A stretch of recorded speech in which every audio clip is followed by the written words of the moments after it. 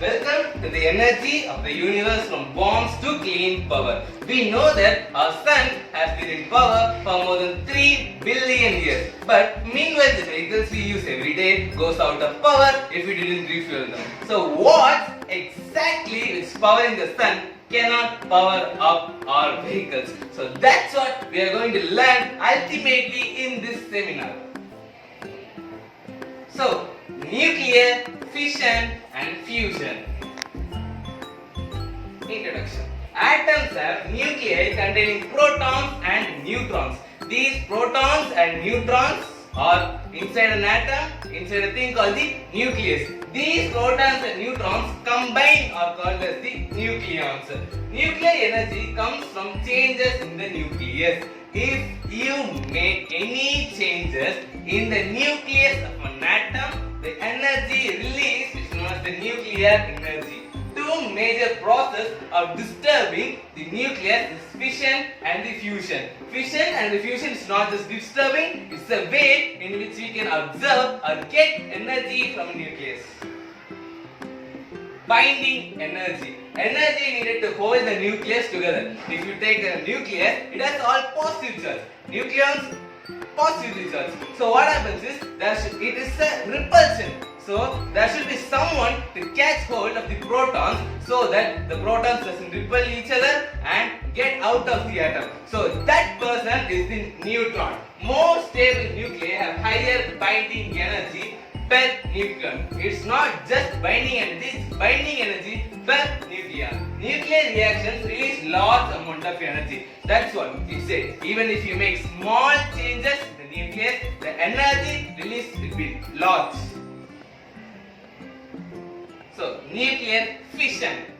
A heavy nucleus splits into two lighter nuclei. So what it happens is, I take a large nucleus. What I am going to take is, I take a neutron from far away and I am going to force it into this nucleus. What happens? This nucleus obtains the neutrons. Now it becomes unstable. In an unstable situation, the nucleus splits into two different nuclei triggered by neutron absorption. Releases energy and more neutrons. So you take this is a large atom. This is uranium-235. This is the atomic mass of uranium. Now what happens is, I am going to take a neutron and force it into the nucleus. What happens? It divides through 2 parts. One is barium and the another is krypton. And a lot of neutrons are also emitted. In this particular reaction, only 3 neutrons will be emitted. Now for the fission chain reaction, released neutrons trigger more fission events. We've seen that when it is under fission, it releases 3 more new neutrons. These 3 neutrons go affect 3 uranium molecules. Now what happens? Another 9 neutrons come. So if it is uncontrolled, it is a bomb. It's a nuclear bomb. But if you are able to control those 3 neutrons, then you form a nuclear reactor. The key to energy production is controlled fission chain reaction.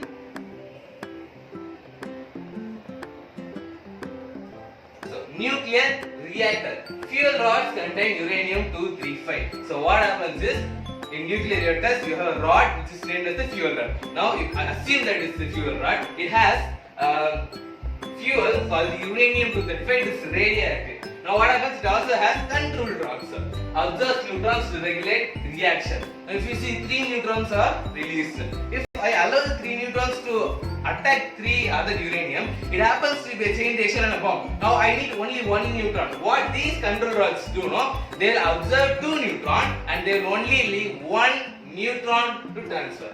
So moderator slows down neutrons like water. It is not H2O water, it is D2O water. It's deuterium water. What happens is, deuterium water reduces the speed of neutrons. Now it helps the control rods to observe the neutrons and cool and transfer heat to turbines.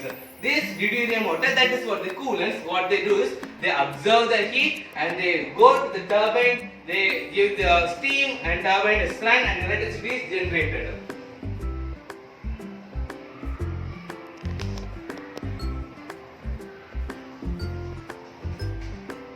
So now this is a half divided picture of a nuclear reactor. Now if you see here, you see these rods up there, right? These rods are known as the fuel rods. These rods also have the control rods. Now what is that? These vents here, they will be sent with deuterium water. They absorb heat and they go to turbines. So now you see these control rods, and here you have the uranium-235. Usually this is what is used in nuclear reactors. Now what you pump is deuterium water. It goes through, it absorbs the heat. Now it goes here, and it's a steam generator. Deuterium water is heavier, so it stays, and the steam goes up. Steam goes up, it goes to the turbine, rotates the turbine, generates electricity, and it's sent to your house. So if you see, the remaining waters to condenser are sent to cooling tower and then sent to reservoir. It is never sent to water bodies because these water are radioactive.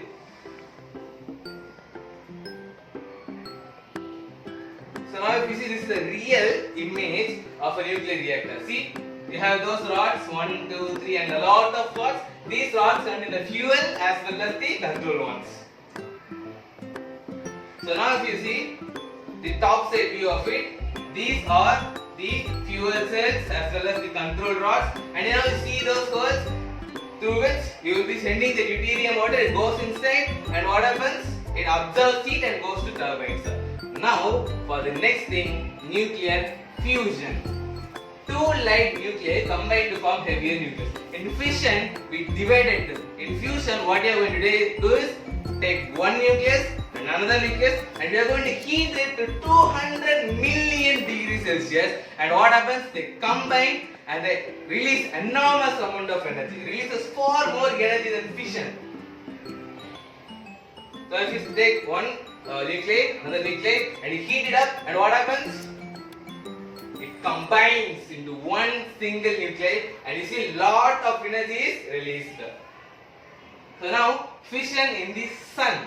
Hydrogen nuclei fuse to form helium. Now the ultimate question of a whole seminar is, what powers sun? Fusion of hydrogen is the thing which powers sun. So happens at millions of degrees. We know sun is so hot, right? It can easily 102 million degrees Celsius. So in sun, fusion is the only thing which powers the sun for more than 3 billion years. So now comparison for fission and fusion. Fission, heavy nucleus splits, and in fusion, light nucleus combine. Fusion releases more energy. Yes, it releases more energy than fission, and fusion produces less radioactive waste because you don't use any radioactive metal like uranium or thorium or anything in fusion. You just use hydrogen and you combine them and helium is formed. It's not much radioactive. So now advantages and disadvantages. Fission, reliable but radioactive waste. Yes, reliable. We don't want to heat them. We just want to send a neutron and divide them. But in fusion, clean but difficult to achieve in it. 200 million degrees Celsius. That's practically impossible until now. So now applications. Fission, nuclear power plants that we have in our India too. Submarines, almost even from 19th century, submarines use nuclear power. Fusion, experimental reactors, ITER and stars. Stars, sun uses fusion. ITER means International Thermonuclear Experimental Reactor. It is still under observation. It is not obtained. So, nuclear energy is powerful, transformative. It could be the future of the energy. Fission is currently widely used. It is not fully changed, but in lot of cases they use fusion. Fusion is the future of clean energy. It is just the future, still not obtained. Thank you. Myself First, I am a future entrepreneur.